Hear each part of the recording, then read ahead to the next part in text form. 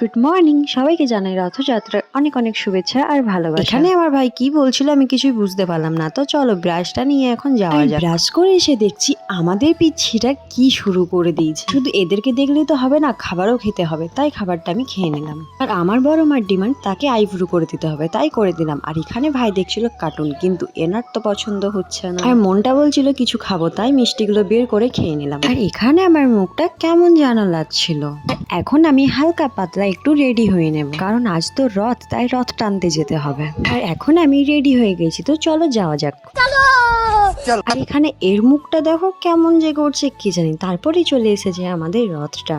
আর ভিড় দেখছো গাইস, প্রচন্ড ভিড়। আর তোমরাও কোথায় কোথায় রথ টানতে গিয়েছিল অবশ্যই কমেন্ট করে জানাবে। আর অন্য বছর রথের দিনে কত বৃষ্টি হয়, আর এই বছর এত গরম যে কিছু বলারই নেই।